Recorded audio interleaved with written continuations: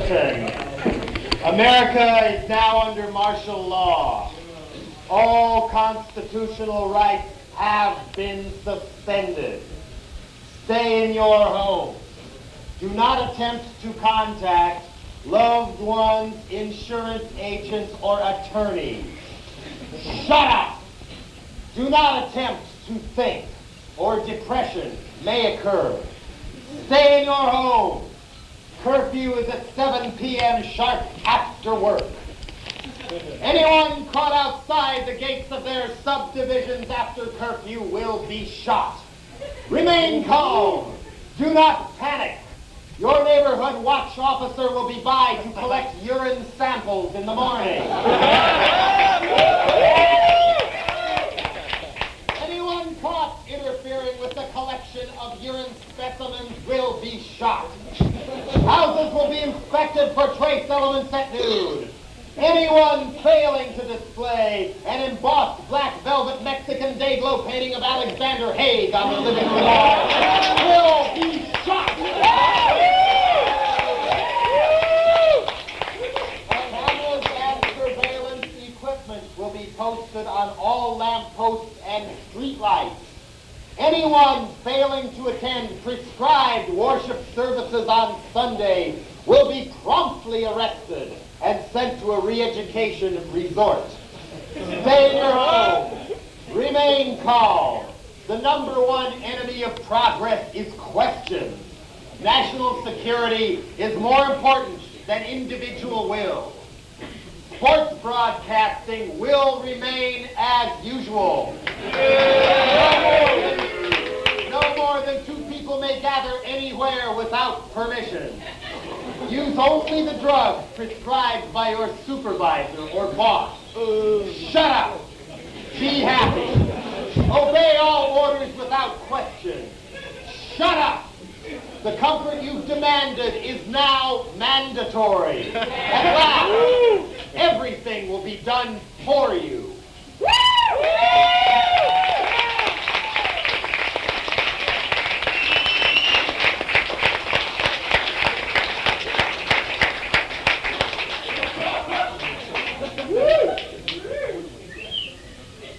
Some of you may know this one, but for those of you that don't, I guess it's for all the toxic chemicals coming out of Silicon Valley.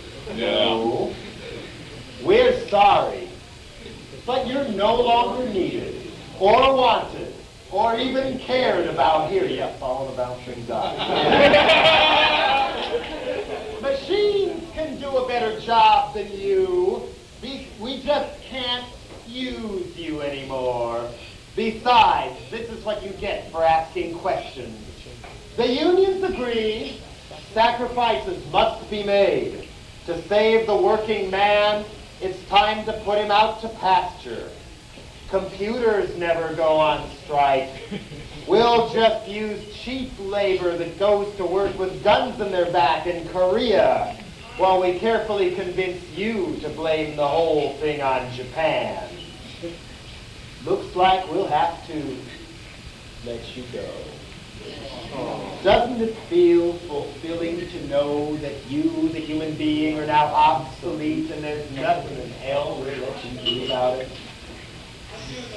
Soup is good food. Yeah. You made a good meal.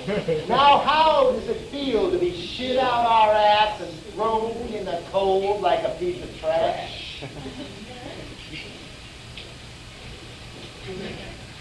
We're sorry, but you'll just have to leave. Unemployment runs out after just 6 weeks. I know how it must feel to be a budget cut. You sniff. You no longer exist. We've removed your number from our central computer so we can rig the facts by sweeping you under the rug and say, see our chart? Unemployment's going down. If that ruins your life, that's your problem. Soup is good food. You made a good meal. How does it feel to be shit out our ass and thrown in the cold like a piece of trash?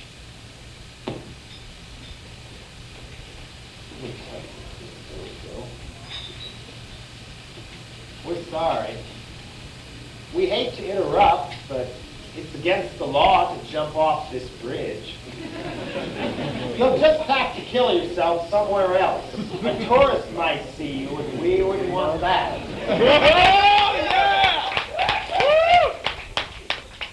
I'm just doing my job, you know? Say, Uncle, we'll take you to the mental health zoo and force feed you some of our mind-melting chemicals until even the outside world looks great. In high-tech science research labs, costs too much to bury all the dead, mutilated, disease-injected, surplus rats who can't be used anymore. They're just dumped. No minutes to present. In a spiraling corkscrew disposal unit, ground into stew, flushed away. Soup is good food. You made a good meal. We know how much you'd like to die. We joke about it on our coffee break.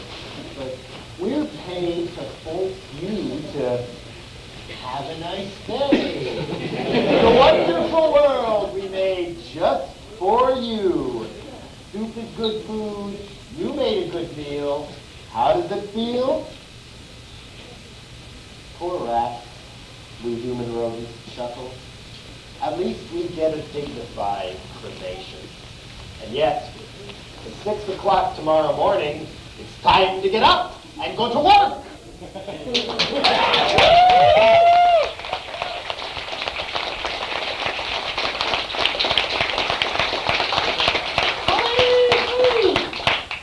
Believe me, if I were dictator, you know what I'd do? What? There's a problem there. You ever wonder what it would really be like to be dictator? It might be just like being in a prison of total paranoia. Imagine actually being Idi Amin. Yeah. Or Indira Gandhi, for that matter. Yeah. You'd never know who you could really trust when everyone around you simply wants to replace you. Your best friend one day might just overthrow you the next. Even trusted bodyguards might turn around and blow your brains out. I wonder how Gaddafi sleeps. And I wonder how the Silicon Valley cocktail crowd survived. Look sharp, act nasty, play to win through intimidation. That person at the next desk ain't your friend. That person's your competitor. That person could get promoted up the hall instead of you.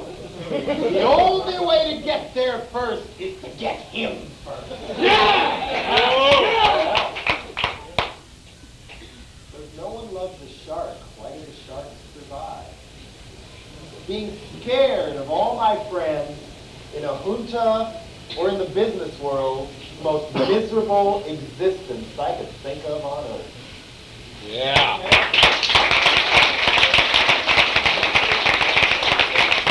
Can everybody hear this thing okay? You're in the back, am I okay? Yeah. Yeah, I did a sound check too, and you were there. Ha ha ha. Just for that, I mean, I'm really disappointed in Dean here because there's not one of these, what do they call it, that visual radio thing? Silent radio. It's over here. Running across the back. It's up there. It's off now. Plug it in. I mean, the best psychedelic light show I ever saw was the Flaming Lips at the Viz in San Francisco while they were playing this great music. They're a great band on stage. And behind them was all the betting tips for upcoming football games on silent radio. So I figured, if people are going to put up with this much pop culture controlling their daily lives, it's time we had some commercials. Not hardcore enough for the crew. Is your family afraid to bring you to church? You don't look as good in a jogging suit as Roberto D'Albisson. Hi, Karen Carpenter here. The look today is Barbie and Ken, and you don't want to be left out. I've found a weight reduction plan so effective. I came back from the dead just to tell you all about it. Why get strung out on the side effects of speed when you can get strung out on our side effects instead?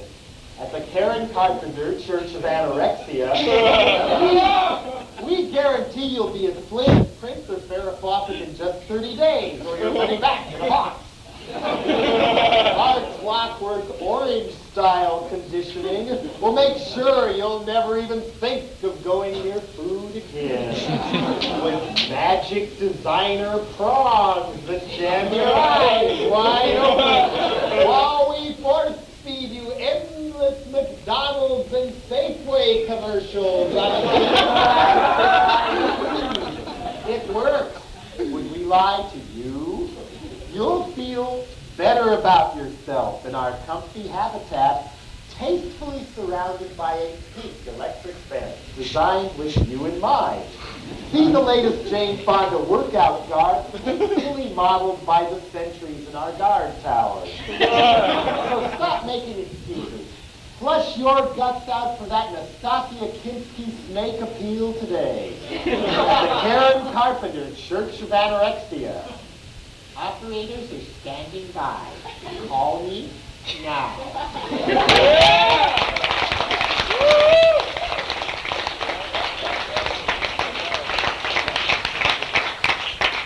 Focusing on the wonderful world of work tonight.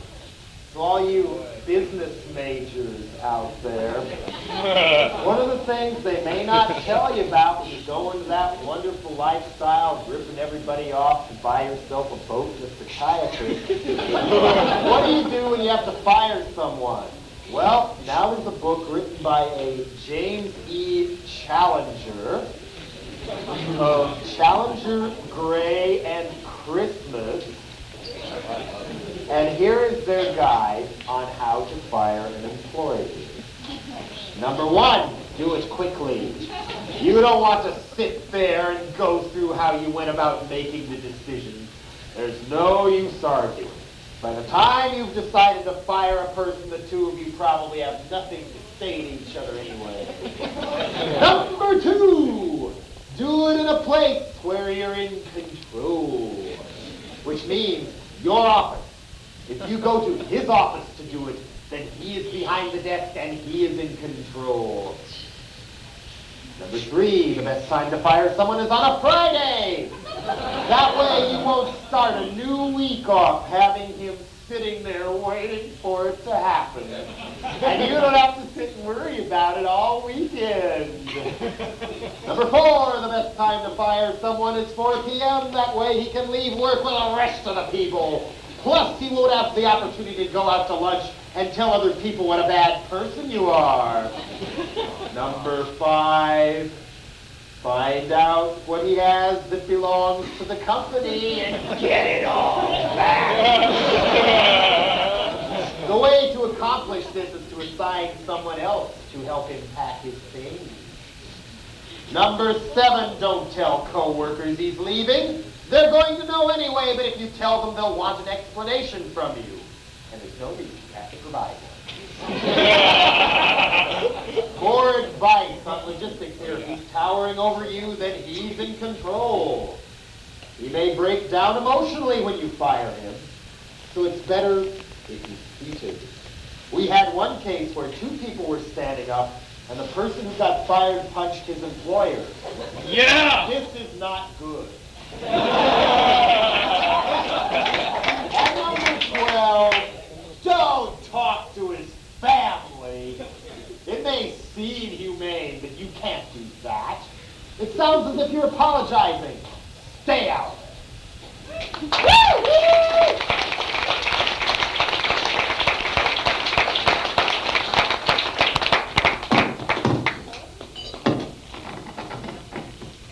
Oh, because I sold my soul to technology. Ladies, gentlemen, and potato chip bag, good afternoon and welcome to the mild kingdom. where each week we take you around the world for a close-up armchair look at the wild world of animals. We show you lions that we borrowed from the zoo, savagely stalk and attack the prey that we tied down ahead of time. Camera angle. Or we take you Disney style to the so-called white wilderness of the far north. You are there when it's Jonestown season for nature's fascinating lemmings, the same ones we bought earlier from local Eskimo children, then transported 1,000 miles away to film their migration scene on a specially built revolving snow-covered turntable. Them lemmings just wouldn't cooperate. We got them to the edge of the cliff and they just stood there looking all confused. Film was being wasted. So our crew picked them up and threw them over the edge to the river below. Over they go, says the narrator, casting themselves bodily into space. The Arctic Sea is dotted with tiny bobbing bodies. Besides those endless insurance commercials, we have a special treat today here on the Mild Kingdom. A fantastic voyage deep into the heart of the jungles of darkest Lebanon, where our camera zeroes in on an innocent fawn out by the airport near Beirut. Hey! Yo! We're the United States Marines.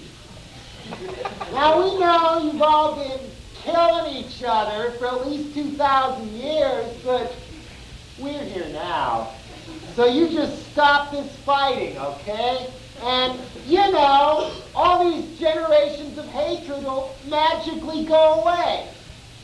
Dude, we're talking national security here. We're here to protect the family of Christian heroin warlords most friendly to the West. So, dude, just knock off all this shooting and everything, okay? Or we'll tell Mom. After a Tom Bosley trash bag commercial, we take you to a cold gray hangar to watch our great president pretend to mourn 241 brave young men who were shipped home from Beirut, gift wrapped in Hefty brand corpse bags, blown to bits by another goddamn truck bomb. But we knew they were sitting ducks. We sacrificed them Aztec style so we could use their dead meat to stir up war fever back here at home. We tied the prey down perfectly, fan the bonfires of racism, and get people all hot and boiling for revenge in their living room. So we can go play shoot 'em up anywhere we choose. Libya, Nicaragua, we sure whooped them in Grenada, didn't we? Now our backers can cash in without the public asking a lot of questions. Yeah. Well, we've run out of time for this week. We hope to brainwash you again soon with all the accuracy you've come to expect from life in the Mild Kingdom.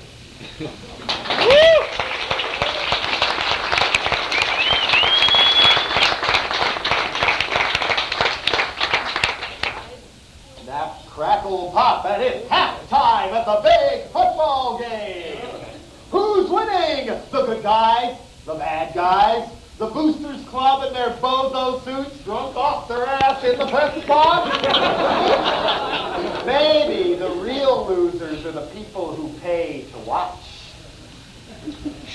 Baton, marching band, they're a little obsolete these days.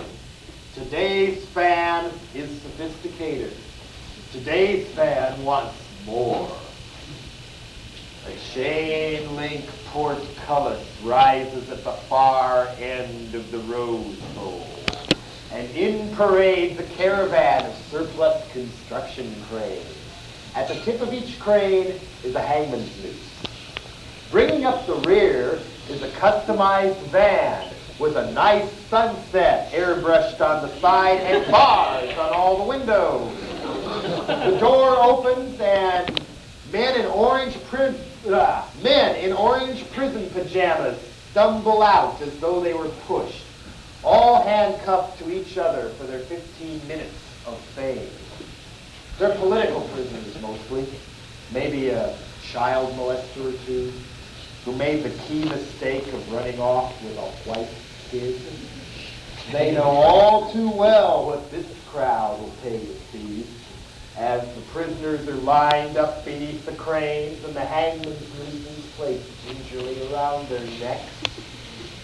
At the top of each noose where it meets the crane is a plastic pennant bearing the logo of today's halftime sponsors: a pizza joint, sporting goods stores, aftershave, Ram Tough, everything you wanted in a beer, and roulette. You see them all during close-ups on the instant replays. You just can't miss them. So ladies and gentlemen, are you ready? Your favorite queer-bashing orange juice lady will now push the button.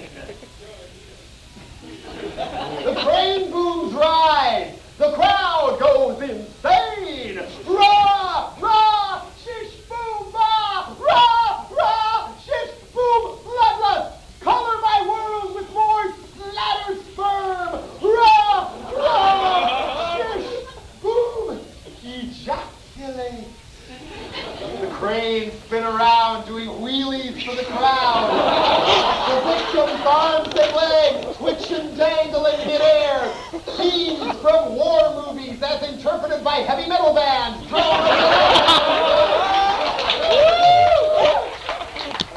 One by one, the condemned hang loose. One by one, they are still. The band strikes up to the sousaphone dance, and the bodies are lowered and carted away as a generic beauty queen smiles and waves from the back of a golf cart as it whisks the bodies out to loud applause. The tire tracks it leaves in the field are quickly sodded over, but there's still time to go to the snack bar as the election year debate rages on. The number one issue facing our country today: what's wrong with the 49ers?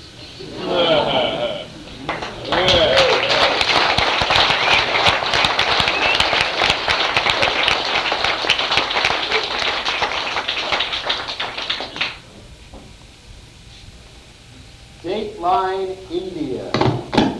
God, I'm getting way over it. Still better having to do this the whole time. Holy other money. Dateline India. It seems Take 3. Dateline India. It seems Prime Minister Rajiv Gandhi almost got assassinated again.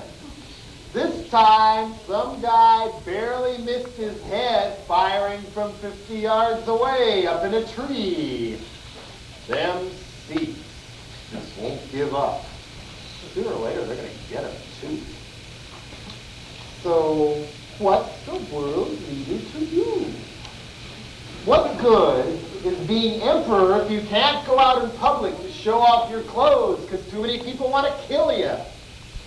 Maybe Rajiv could just wear a specially made bulletproof space helmet whenever he leaves the secure confines of his palace, and a big, cumbersome, bulletproof vest bulging in sexy fashion under his Nehru jacket. It's important that a ruler be seen among the people. After all, anyone who would set his mom on fire live on worldwide TV while Sam Donaldson stands in front and somehow finds a way to explain it all. Star material in the age of Miami Vice. This is the way to protect our fearless leaders. Encase them all in protective bulletproof spacesuits like David the Bubble Boy. Remember David the Bubble Boy? Oh, yeah. He gave his life to science as if science gave his life any choice. Now imagine Reagan pressing the flesh in a Michelin tire suit like that. Bounding up and down like he's on the moon, with an air hose linking him to his microchip life support system. Or what kind of bubble suit would Gaddafi find fitting? Or some of these dictators we keep sending our hard-earned tax money to in South America and Africa. They could put like little general things on the side, big old medals. Imagine one of those business as usual World Economic Summit meetings with Reagan, Thatcher, Helmut Kohl in Germany, Nakasone from Japan, François Mitterrand, whoever is running Italy this week. All joining hands in a show of NATO unity for the cameras at scenic Bitburg. Each one factory sealed in their own protective bubble suit with a vacuum cleaner size hose as their lifeline to mission control. You'd only see their faces in the magazine photos, so the rest of them could be kept alive term after term by science, for all we'd know. Kind of like that severed dog's head you see in the animal experiment film. It blinks its eyes sadly, even appears to breathe as the camera slowly pans down. You see a collar around its neck, it's a little thick. Below the collar is nothing but wire. I can see now Reagan and Gorbachev papering over all those differences, and after talking to Dr. Ruth or whoever, strolling proudly towards each other from opposite ends of the haunted house in Iceland, 2 plastic spacesuits, one red, one naugahyde. Dramatically embrace each other in a gesture of do-nothing world cooperation. More lip service with a smile and not a peep about nuclear arms reduction. And where does that leave Rajiv Gandhi?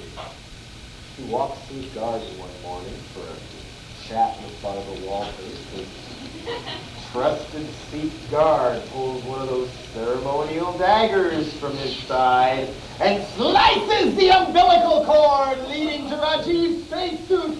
And Rajiv starts to evaporate inside the suit, frantically gasping for air like freeze-dried coffee dissolving in a mug.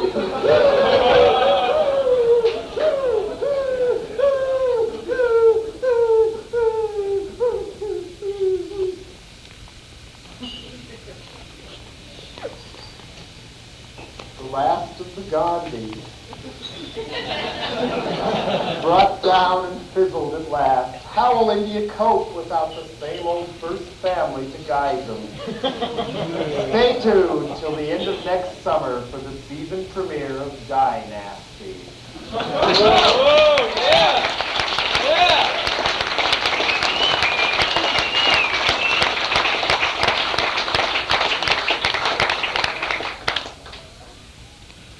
For material to make the collage art that comes with our albums and the Fuck Facts newspapers some of you got. I don't just look in the obvious places, I look everywhere.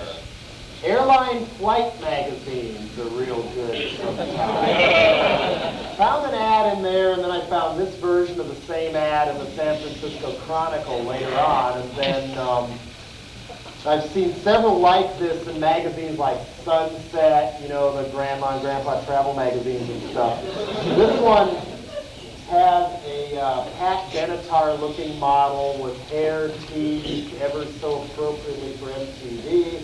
She looks real angry. She's got a high school leather jacket on.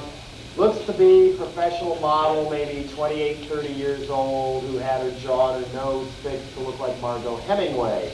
And with this model, what does the ad say?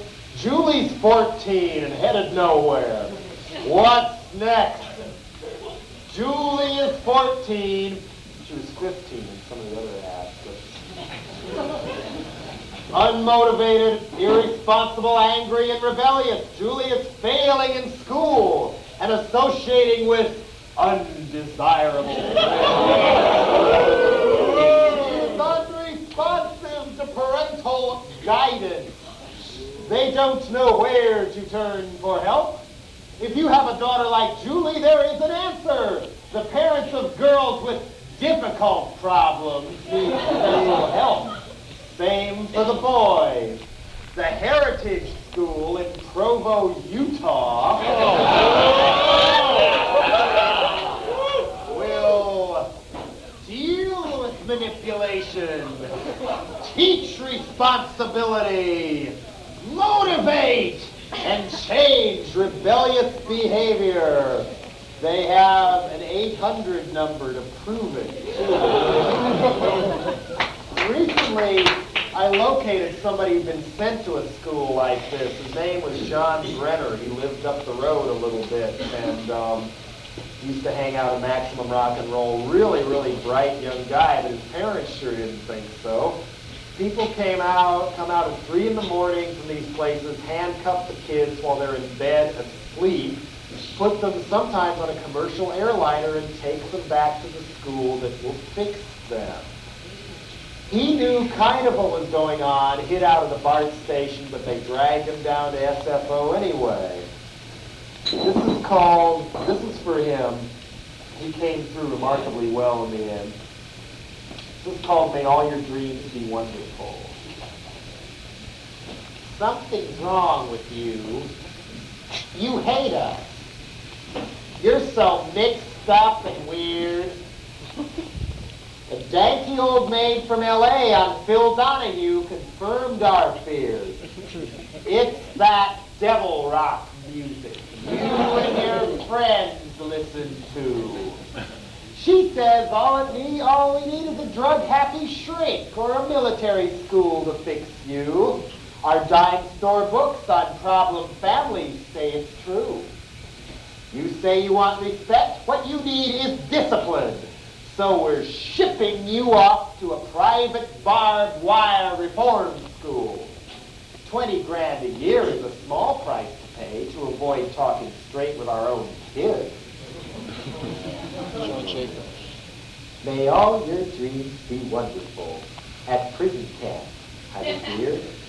We're destroying you just to save you, so you'll even like living here. Once the beaver, always the beaver, and don't forget to write.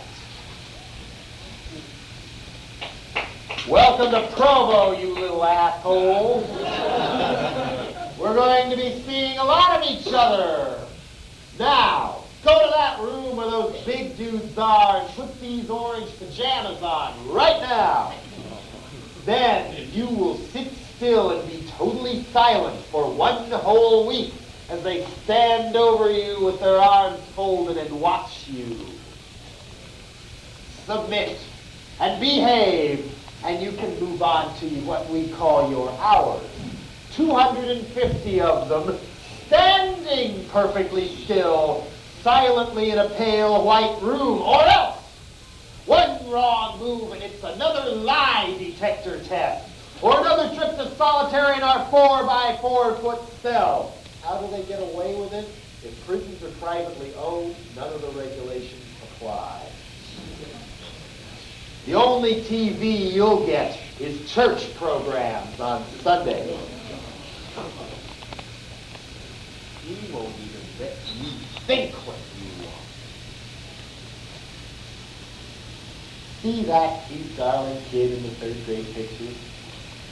That's our son. And that's what he'll be like when he comes home from reform school. Rewired and cured. I'll bet he'll even get his own Pepsi. Once the beaver, always the beaver. 20 grand a year is a small price to pay to avoid talking straight with our kids. And now, you're calm as a zombie. A model student in school. You've learned to like desks and let us pick your friends. Your old friends, well, they say you've come home a broken shell. But you'll thank us for all this one day. We know. We bet you'll send your own kids there the first time they steal your favorite gun. You're not a person anymore, but you're a good citizen. We like you better as a rugby shirt pet. We like you better when you're easy to use. Once the beaver, always the beaver. 20 grand a year is a small price to pay to avoid talking straight with our own kids.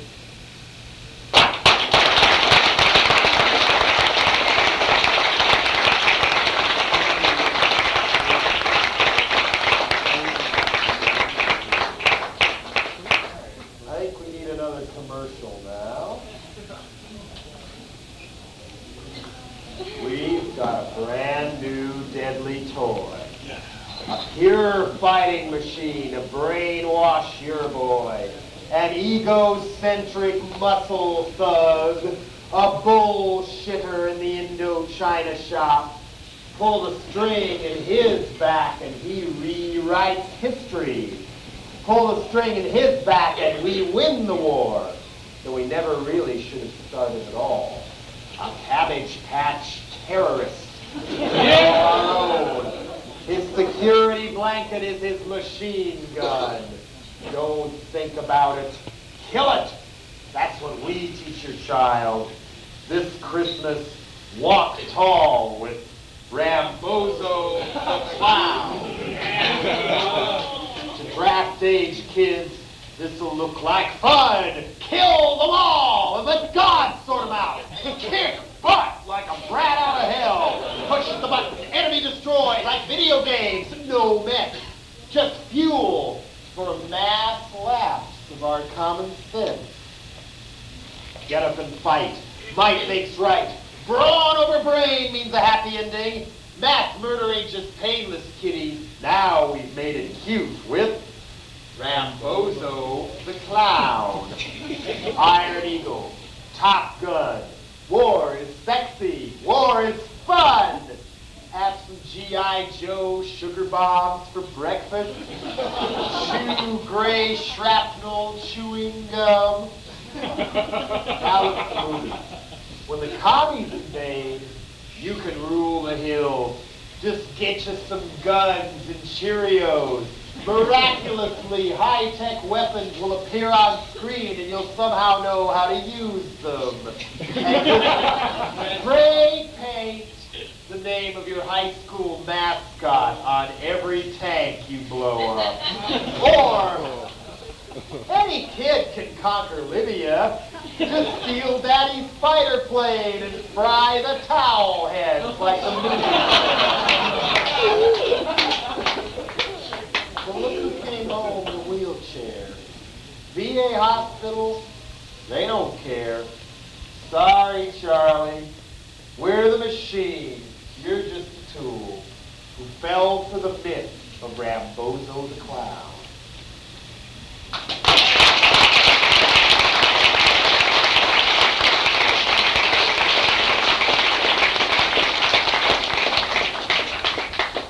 Dateline Dallas.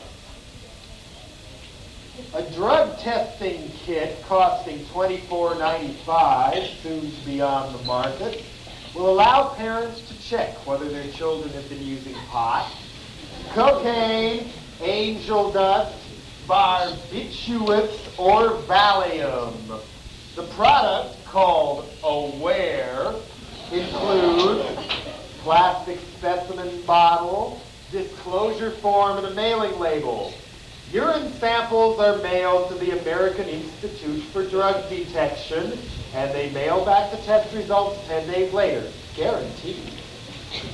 The company says they hope to sell 100,000 of these drug testing kits in the first year, and plan to place ads in magazines that cater to women with kids. Quote, "We're going to take it to the drug and grocery store chain. We hope it will be put in their health and beauty aid section." All right. So here we go again, don't we? Yet another round of dun dun dun, the drug crisis. Dun dun dun dun dun dun. and basketball stars. Da-da-da-da. Ice hammer in the slammer. Everywhere that you look, it's drugs and those dripping letters and those generic splatter movies that forgot about suspense. Drugs! One of those carefully planned smoke screens of hysteria only an election year could love. Or maybe selling arms to the Ayatollah. Drugs! Forget the economy and who's looting all of us and why. Drugs! Forget the next Vietnam splashed in front of our noses by the CIA's friends in Nicaragua. This fall season's ready-to-wear paranoia scam is... Last spring, it was terrorism. Remember terrorism? Of course you don't remember it. That's what they teach you in school. Don't remember anything. Just learn a bunch of rules and be good in your math. Last spring, it was terrorism. You know, don't go into the woods, Little Red Riding Hood. You might meet a terrorist. They're everywhere. I know. I can feel it. Can't you? That was last spring. Now we're back to drugs. They're creeping through the walls of your home. Drugs are all Nancy Reagan talks about when she gets a little tipsy at those shishi Washington parties.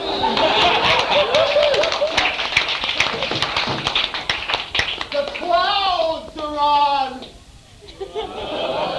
School bus drivers are on. God is on. Even narcs are on. Call the Army. Call the Navy. Call Tom Cruise and Sylvester Stallone. They took steroids, didn't they? You're right. Protect our borders.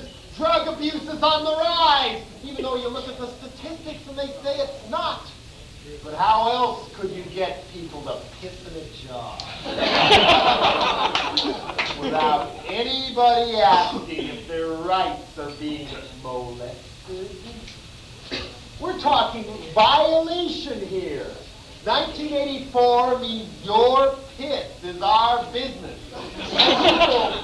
People just go along and do it in order to go to work in the morning.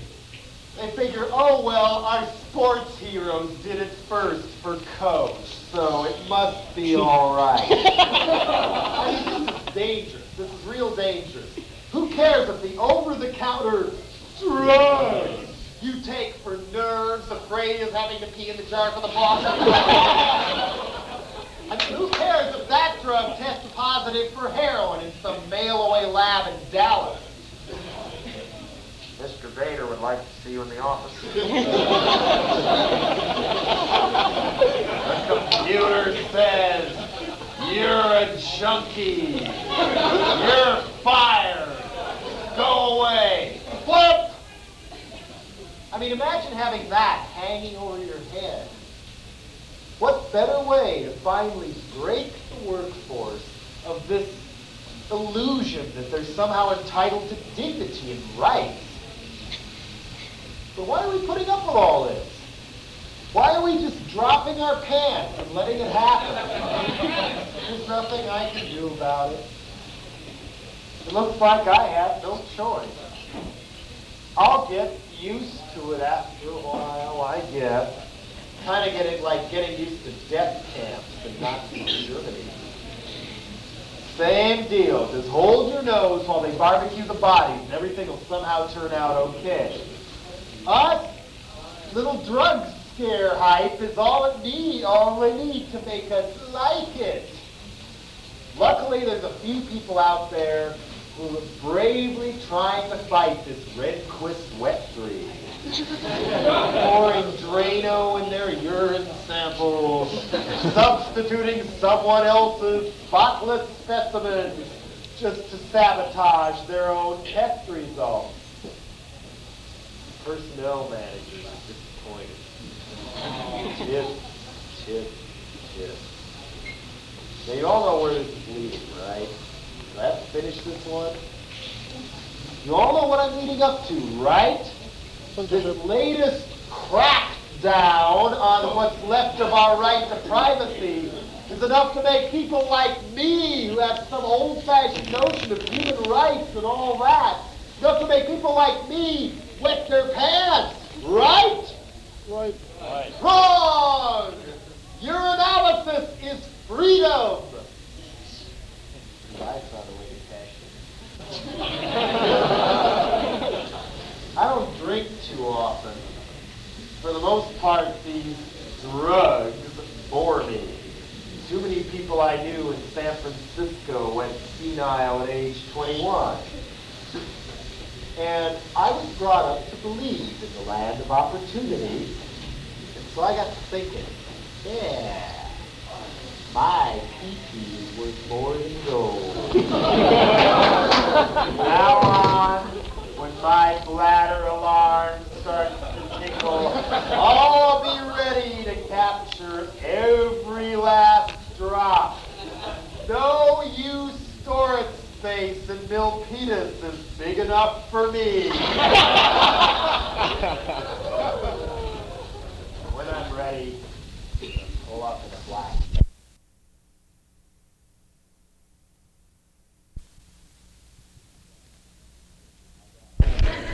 I got a black side file of guaranteed drug-free. Not so fast. I want $50 a pop. And you know you can get it. After all, it's only your job. In no time, I'll rake in enough dough to bribe any judge in the Court of Appeals. 1 week and cocaine hysteria will give me a Swiss bank account so I can get it on the actions and slip arms to the Contras behind everybody's back. Because every kind of prohibition just creates a new underworld. But luckily, this time that underworld is me. But if we're all going to squat down and piss on demand for Big Brother, why don't we at least play fair, okay? Now, in Japan, you can buy a drug called, I think it's pronounced perfuzamine, something like that. It's a simple over-the-counter test designed to show if someone you know is going senile. Now, if Reagan, George Shultz, and that yowling potato chip of a CIA director, you know, they have the Butcher of Lyon for Klaus Barbie the Nazi. What's William Casey now? Is he the Butcher of Langley, Virginia or something? That one. The one who falls asleep during strategy meetings but still finds time to slip arms and murder manuals to the Contras. Now, if they'd agree to take this senility test once a week on primetime TV, maybe the rest of us could finally get some sleep.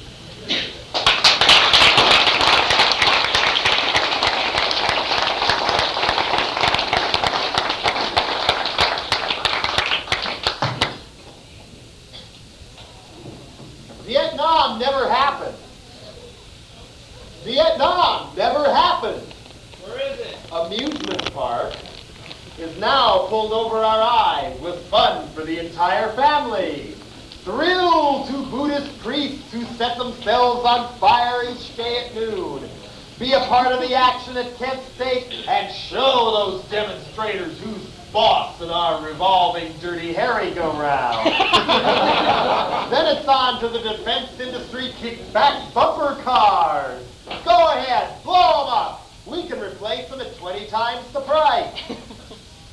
Then you can unwind with your favorite hard drug in our fabulous indoor shooting gallery. Who's that knocking outside, man? The cops? The Memorex. Play miniature golf with live grenades. Our Peace with Honor roller coaster will destroy you in order to save you. The kids will love our petting zoo, where you can feed overpriced McDonald's land cookies to a pen full of children deformed by leftover Agent Orange. Then, if you're really brave, try our haunted house of the Bank of Nugan Hand and the Sky of Siam, where you'll feel what it's like to be sealed in a warm body bag while CIA operatives slit your stomach open and stuff you full of heroin baggies to send home to mom. It's getting a bit much? No, you watch television. This is getting a bit much. Just go quietly where we want you, to our video arcade. When you come out 3 days later, you can pick a prize from our pet shop. A mixed blood orphan left behind by some fun-loving Yankee soldier. Consolation prize is a year's supply of blank draft notices. Just fill in the names of your friends and your enemies and give them the surprise of their life by mail. They'll go quietly. You'll see. Vietnam never happened.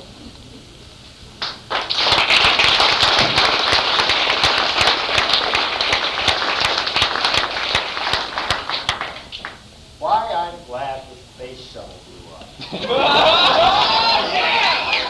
No!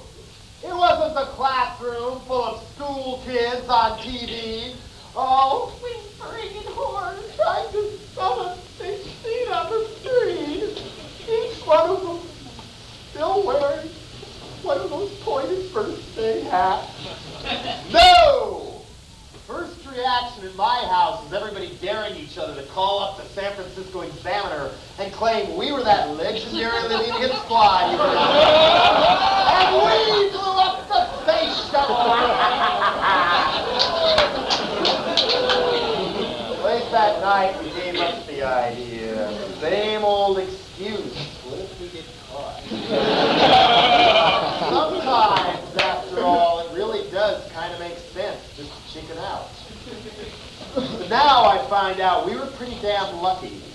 If that shuttle had made it home, things might now be a hell of a lot worse, no pun intended. Because NASA had this plan for the following space mission they somehow forgot to tell us.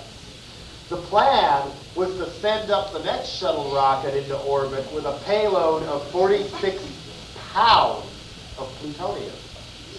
Not ounces, not the little specks they try to clean off the Karen Silkwood, because even any one of them will kill her with cancer. No, 46 pounds of plutonium. If that one had blown up, there'd be enough radiation in our air to cause cancer in as many as 5 billion people. Now, you college students, what's the population of the world? 4 billion! How reckless can you get, anyway?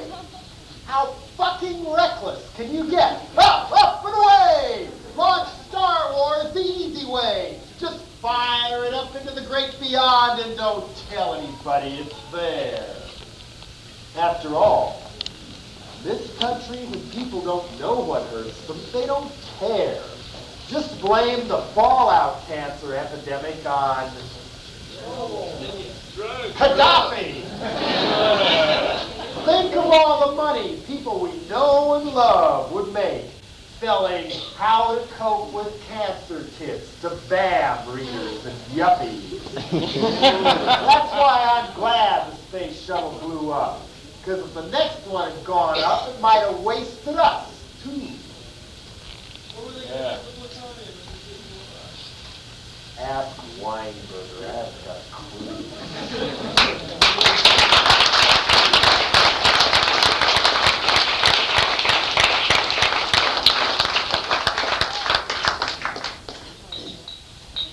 Names for bands. Every once in a while, I'll be at a show at the farm or something. Someone would come up to me and ask me to come up with a name for their band. Theoretically, that would be the band's job, but one of the things they teach in our noble school system is to look forward to being a spectator. I'm tired of all these other names. Think of something good. And I'm good. I try to be good-natured. I try, but every time I keep drawing a blank. So lately I've been writing them down. After all, when you think about it, it's a really great way to meet people when you're new in town, especially down here where there's all those walls around all the suburbs and stuff. You can go to a party and you know how people might carry extra matches or cigarettes to bum. You got a pen I can borrow? Hell, carry 20. Me, I carry band names. People need them too. I mean, how many times have you heard the same old cliche band name over and over and over again? Don't get creative. Don't try something new. Pick a formula, any formula, like how about the Lone Cowboys, Leather Wolf, Rat, Night Ranger, Gypsy Blues, Big River, Virgin Steel. Let's not forget those generic bands that sometimes give hardcore punk a bad name. Believe it or not, there's someone out back east who takes himself real seriously called Youth of Today. And in the past, we've had bored youth, we've had angry youth, we've had Youth Army. Bob Mold from Husker Du suggested Young Youth. Where I talk like Tim Yohannan of Maximum Rock and Roll, who critiques all these other bands and never performs himself, and say, come on, Tim, put yourself on the other side of the fence. You and Jeff and everybody get a band together and call it Old Youth. We've got dead youth, we've got generic youth. Tim thought it was funny too, luckily. Yeah, come on, more youth things, more youth things. I mean, you can't vary that. Somebody from Oregon came down and told me their band was Espresso Death. After all, I mean, the first step to a really good band name is to start with a good concept. I mean, picture this one for heavy metal. You know all about metal down here, I know. Heavy metal, the most conservative of all loud rock music. Yeah. No gym teacher can get somebody to wear as strictly coded a uniform as people wear to heavy metal shows, right? But even then, there's still room for a good concept. So picture this one now. Rock and roll, kicking ass, a new heavy metal sensation. Are you ready to rock with Mondale? Flashing on and off in that filthy, gothic, old English lettering that they all use now. Mondale! 20 feet tall and the Cow Palace just swarming with fans with lit matches, all shaking their fists. Woo! Hey, just like those people at the Nazi rally. These guys did footage of a Judas Priest concert with that going on into Lenny Riefenstahl's Triumph of the Will film. The audience making a few different. Mondale! All these Walter Mondales, 4 or 5 of them kicking ass, rocking out. All wearing blue business suits with bullet belts and spike bracelets on the outside. And every singer in the middle could have a flaming tie. Mondale! Viking helmets and a paste-on Frank Rosetta mustache. Mondale would have made a great heavy metal hero. I mean, half the guys in Deep Purple look just like him. Or, down here, what is the name of that great big nightclub here that has all the country acts? Saddle Rack. Saddle Rack.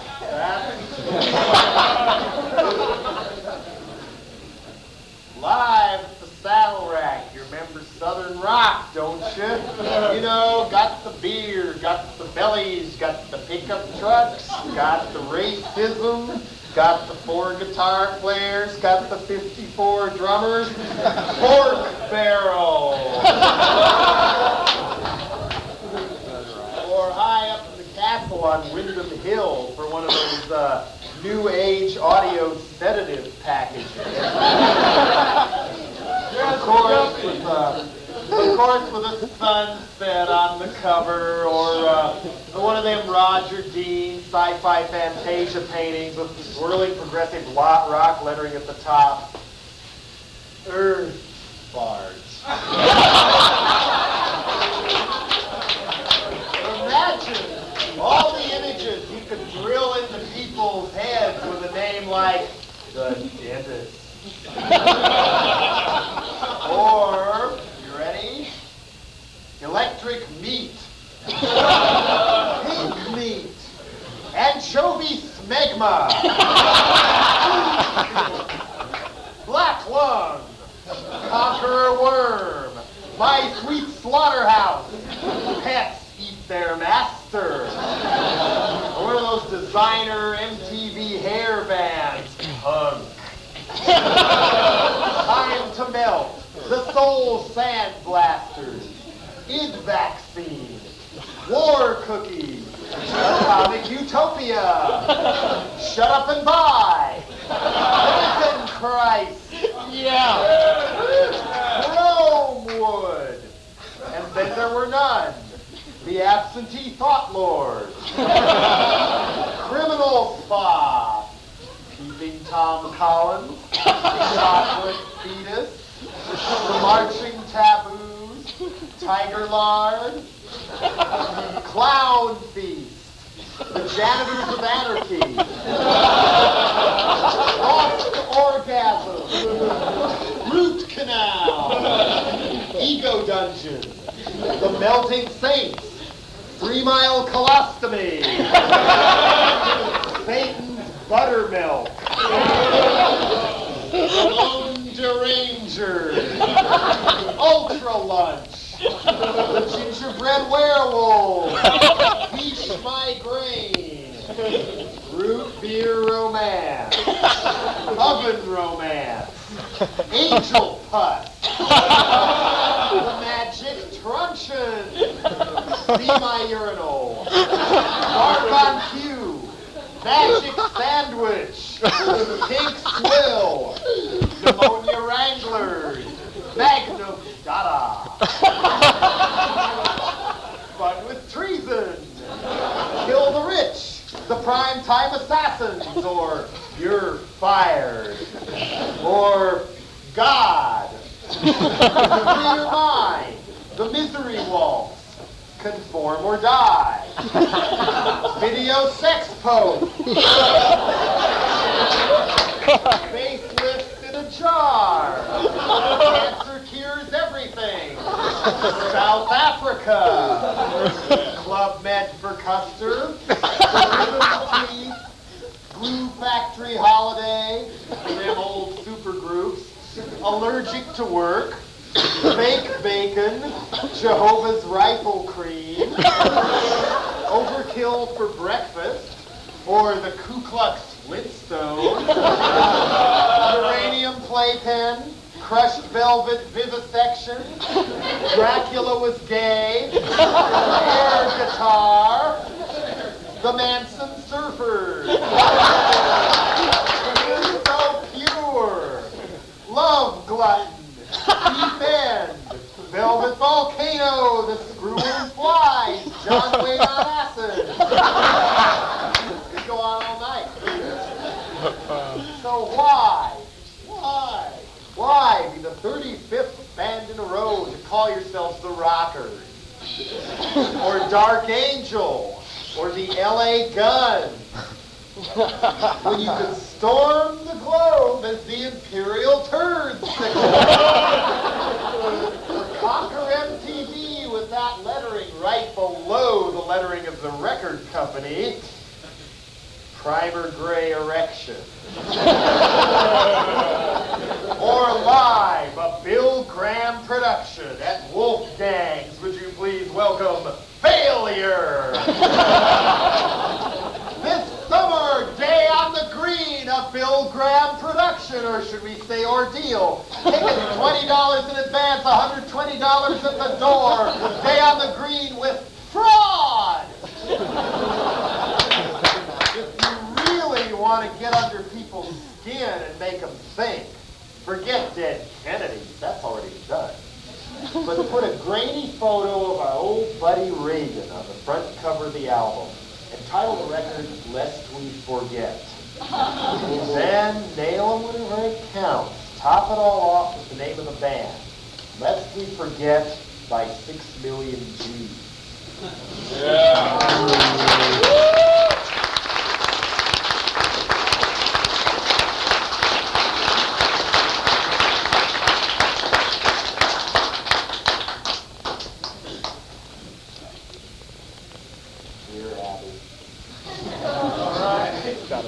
I'm a decent, underpaid, hard-working county coroner.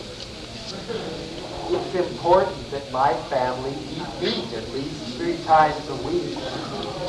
But we just can't afford to with prices the way they are. So I've been substituting choice cuts from my autopsy subject with my sloppy joes and taco salad. Just mix in the tuna helper and ta-da! Little rubber hand is dancing on the stove. The whole family thinks my new meals are delicious. But Abby, I think they're getting suspicious. My 8-year-old keeps asking, where's all the meat? You know, that red dye number 2 injected kind we used to see down at the bottom of the fridge. They find out the truth, I don't think they'll understand. Abby, what do I tell my family? Dear Reaganomics, as I so often do, I suggest you consult your clergyman. Make sure the body's blessed without a speck of premarital sex, and everything will be just fine. I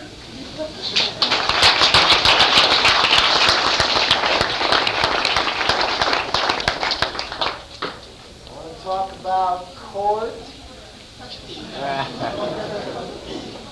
Starting to learn it all too well. I mean, I wanted to sing in a band, so I figured Walter Mitty was cool. I'll just try it anyway. I just wanted to be in a band. And now there's lawyers, there's phones, there's accounting, there's taxes, and lawyers, and lawyers, and more lawyers, and more lawyers. And went back to court on Monday. Not much of anything happened, just more procedural dog poo-poo till the next time. Haven't even been arraigned yet. We filed what's called a demurrer with the help of the American Civil Liberties Union, challenging the legality of the case and the way it was applied. And that'll have to be argued on, ruled on. Each of the 5 of us defendants has to get a separate criminal lawyer to do the Perry Mason part of the work, because the ACLU doesn't do that. Meanwhile, so thank you to anybody who came to the benefit for the No More Censorship. Yeah. We need all the help we can get, and we sure as hell ain't going to get it from the straight entertainment industry. Yeah. Frank Zappa has been helpful, but aside from him, people are just more concerned about their own careers and product. You know what I mean? So meanwhile, while those people all push their product and snort their coke and fondle the Wiggle Girls on MTV to try and get popular and that kind of thing, the PMRC, you know who they are, right? Yeah. Washington Wives, Parents Music Resource Center, who held those kangaroo hearings last fall on why we should censor and rate records. There's more information on them in a handout out by the T-shirt booth by the No More Censorship Defense Fund. If you don't have one, it's interesting reading. Anyway, the PMRC has been kind of quiet lately, right? Wrong. They've been soliciting money and gathering power behind our backs, ready for round 2 when the new Congress comes in January. What we can expect are more hearings, more lunacy, more clampdowns, more artists being dropped by big record companies, being blackballed just like the days of Joe McCarthy, because they say something that makes some puppets of the religious right a little angry. Of course, part of the reason all these people are egged on by the religious right is because when one domino gets censored and falls, another one goes with it, doesn't it? Soon, even breaking something like the Culvergate scandal, that could be pornography, throw them in jail, throw the Constitution in jail, throw the biology teachers in jail, throw the Wizard of Oz in jail. We must get this now, protect our children. That's the guise they all operate under. Even those schools that go use the Siberian torture camp tactics on kids who bring home bad report cards and send their kids to Utah and stuff. They all say, well, we bring families back together again. There's these people called Back and Control Training Center in Orange County, California, who, again, specialize in curing kids of rock addiction. They come out with this, they have very favorable press now. They come out saying, we're stopping gang violence. We're bringing families back together again. We've been so successful, we've just opened 3 more franchises in the LA area. And the 2 people that run that are probation officers for Orange County, and so judges are forcing parents and kids to go to this place.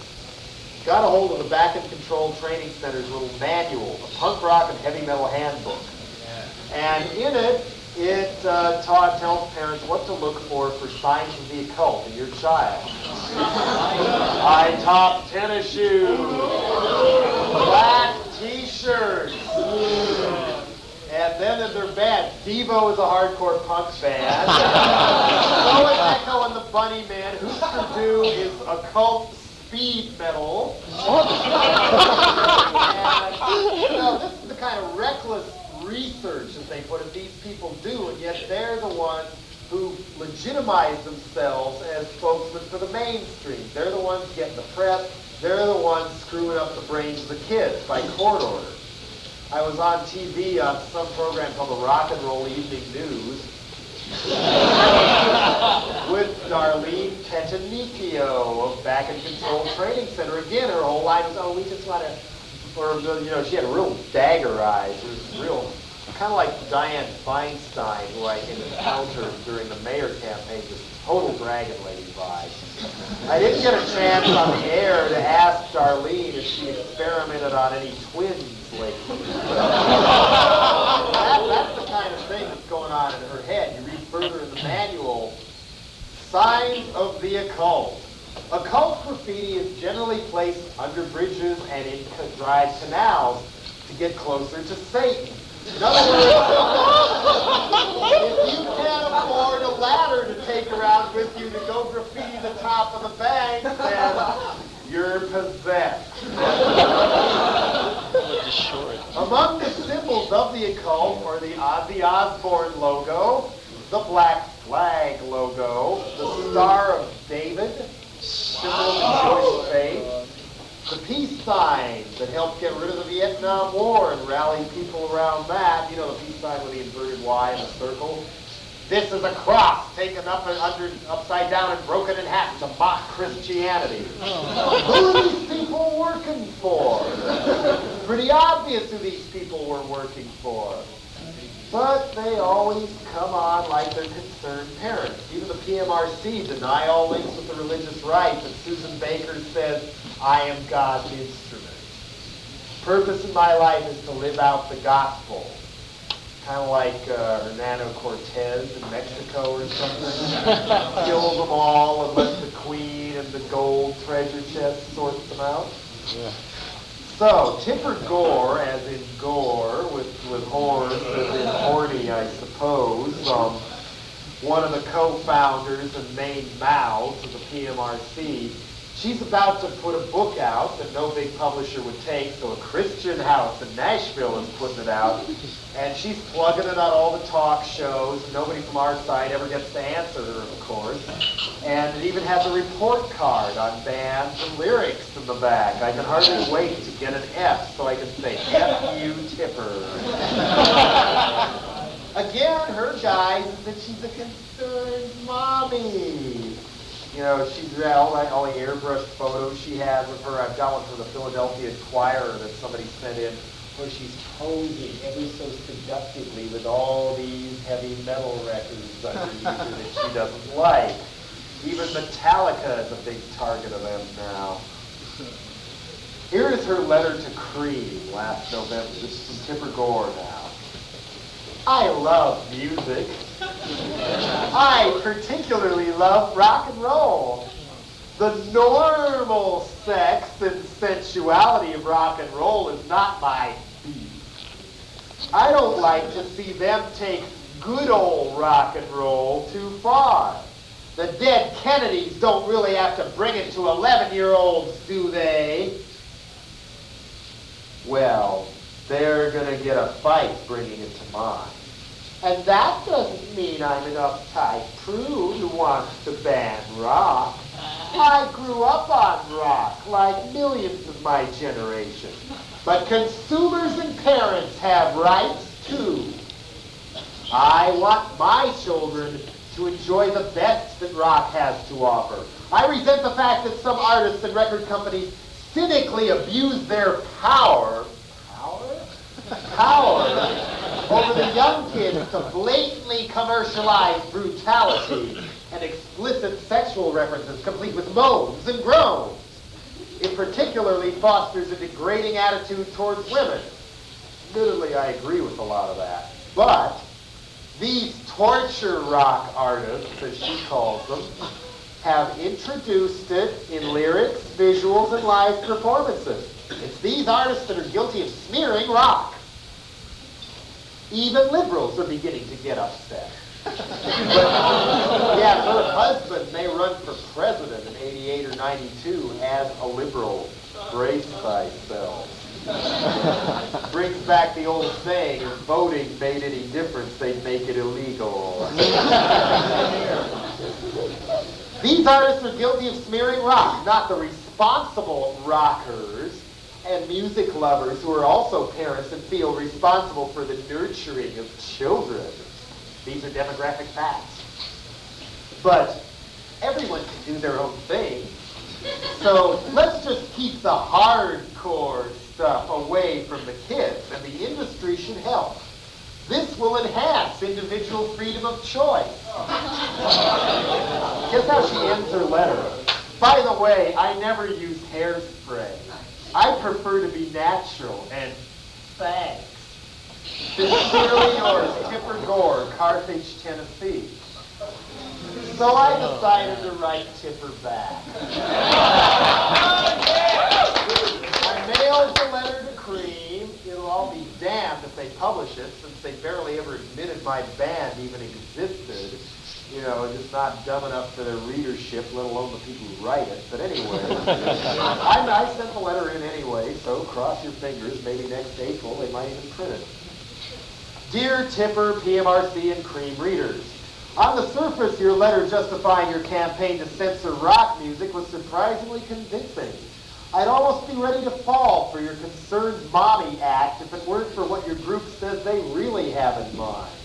If the PMRC doesn't want to censor, then why does its own handouts call for the, this is a quote now, reassessment of contracts of artists who do things on stage the PMRC doesn't approve of? This ain't just censorship, lady, this is blackballing.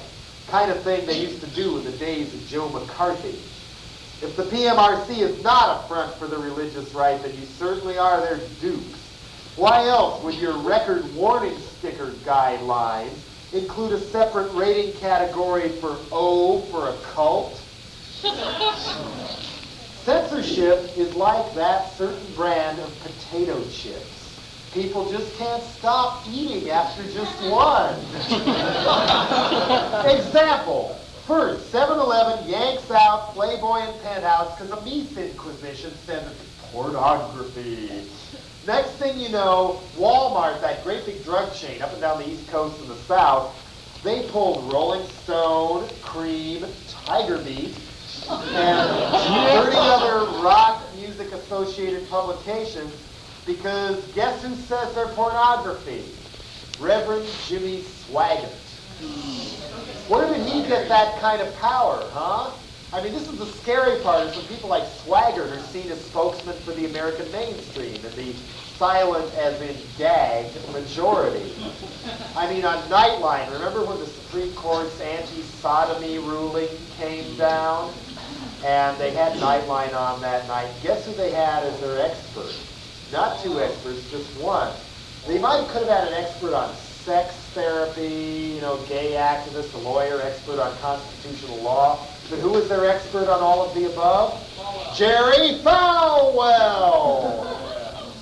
That scares me. Which domino gets toppled next? Take a look at what's being purged from our school libraries. And what is explicit pornography anyway? Who defines what is a cult when records get raided? You or Jimmy Swaggart? Your witch hunt has damaged the lives of real victims now. Me and 4 other people now face up to a year in jail and a $2,000 fine and 30 grand in legal bills over what dead Kennedys say with their records. The climate you and Mr. Ed helped create made lucrative for these charges to be filed in L.A. the day before elections, last June. The L.A. City Attorney's Office says they picked us to bust because it was, and this is a quote now, cost effective. In other words, we are under arrest because we run our own record company and are therefore the easiest to bankrupt. Be a little harder with Prince and Ozzy's lawyers, wouldn't it? I do agree with you that too much of today's music does, quote, blatantly commercialize brutality and fosters a degrading attitude towards women. I agree with that. That's funny. So does Rambo. So does almost everything on primetime television, especially the cop shows and the commercials. The Equalizer, is that healthy for children? Yeah. Well, let's face it. When you get down to it, Judas Priest and Kiss and Ozzy and what have you were just our generation's Bob Hope and Bing Crosby. Really, skilled vaudeville comedians who know how to play it safe to make a buck.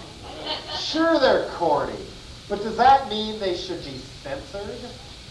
What really encourages more kids to wind up dead? Ozzy Osbourne or Armed Forces recruiting ads? Yeah. And why is country western spared from your war on words? Yeah. I've heard lots of whiskey-drenched honky-tonk tunes that glorify people waving guns who beat up their wives to show how cool they are. My woman done me wrong. Bang, bang. Or is country protected because your husband's a senator from Tennessee and must respect the powers down in Nashville? Come on, do you really think taking away a kid's Prince and Ozzy records and substituting U2 and Phil Collins as your cassette instructs parents to do will do anything to change the kid's taste besides make them angrier at mom and dad?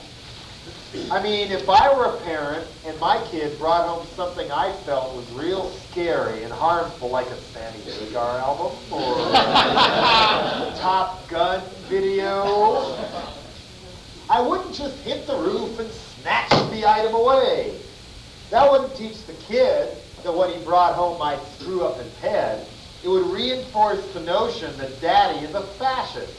It would. What I would do is sit down with the kid and say, okay, spent your own money on this. Why? What do you see in it? Why do you like it? Let's discuss it. Let's hear an intelligent explanation, and I'll tell you why I don't like it. It seems to me, Mrs. Gore, that rational communication is a far better way to help nurture a loving family. Your letter claims you are not an uptight prude who wants to ban rock, Yet you keep trying to restrict our music to your own personal whims of what constitutes normal sex and sensuality. I was born in the USA, too. I don't need a bouffant-encrusted thought police to tell me or younger kids what to listen to.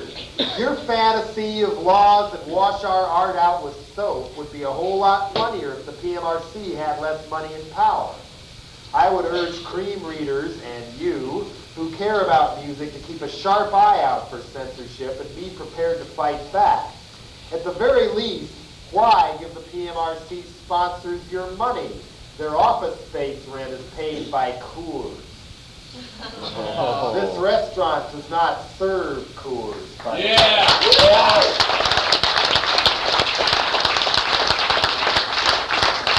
I grew up in Colorado, right down the road from the Coors Brewery, and I've had no problem boycotting that piss since I was well below drinking age. I mean, the Coors family not only finances the PMRC, they gave us Jesse Helms, they gave us James Watt, and Joseph Coors in Reagan's kitchen cabinet, William Coors, the brother who runs the brewery. When I was back in Colorado once, I opened up the paper.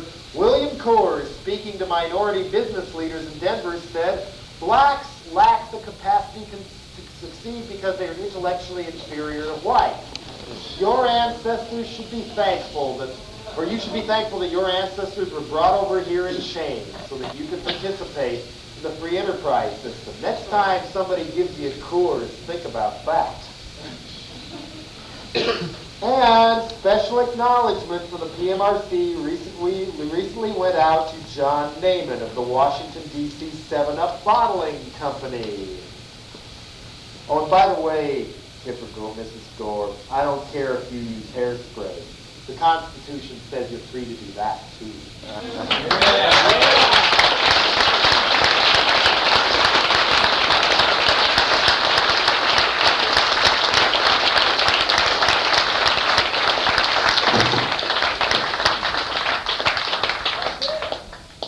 What I found in the storeroom here. Hi there. Being the responsible liquor pushers that we are, we need your help. We're sponsoring a special sweepstakes for you kids. We're having a special lottery, and here's how you can enter. Just fill out a form available at your liquor store and tell us if your mom and dad are using drugs or not. And remember, don't drink and drive.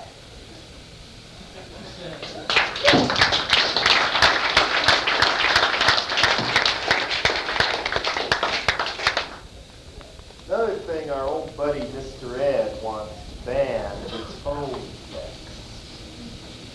So, I mean, that would normally be my department. I mean, I can wank off perfectly well without... Oh, so hot!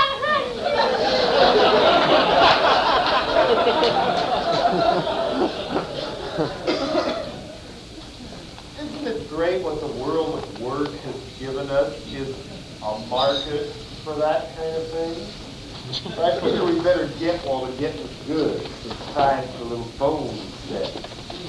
Michael C. Ford, did you bring the phone?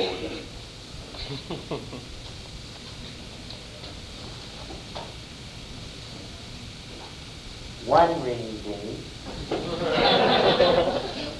Two ringy dingy. Greetings. This is the Secretary of War, the State Department of the United States. We have a problem. The companies want something done about this sluggish world economy. Profit has been running a little thin lately. We need to stimulate the growth. Now we know there's an alarmingly high number of young people roaming around in your country too with nothing to do but stir up trouble for the police and damage private property.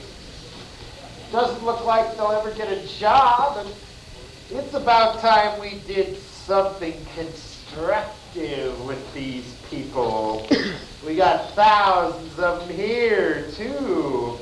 The companies think it's time we all sit down, have a serious get-together, start another war. The president, he loves the idea. All those missiles streaming overhead, napalm, people running down the road with their skin on fire. Soviets seem up for it. Kremlin's been itching for the real thing for years. Hell, Afghanistan's no fun. So what do you say?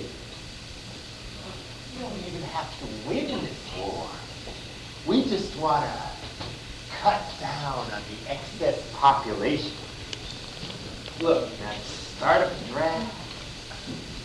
Draft as many people as you can. We'll call up every last youngster we can get our hands on. Hand them some speed. Give them an hour or two to learn how to use an automatic rifle. And send them on their way. Nicaragua, Libya, how about Northern Ireland or a moderately repressive regime in South America? We'll just cook up a good Soviet threat story in the Middle East. We need that oil. We had Libya all ready to go, and Gaddafi's hit squad didn't even show up. I tell you, that guy is unreliable. Now just think for a minute. We can make this war so big. So big. The more people we kill in this war, the more the economy will prosper. You can get rid of practically everybody on your dole queues if we plan this right. Take every loafer on welfare right off our computer rolls. Oh, now don't worry about those demonstrators. Just your drug supply. Yeah. So many people hooked themselves on heroin and speed since we took power. It's just like Vietnam. We had everybody so busy back then with LSD, they never got too strong. We kept the war functioning along just fine. Easy. Take a trip while King gets killed. It's so easy. We've got our college kids so interested in beer and coke, they don't even care if we start manufacturing germ bombs again. Put a nuclear stockpile in their backyard, they wouldn't even know what it looked like. So how about it? Look, war is money.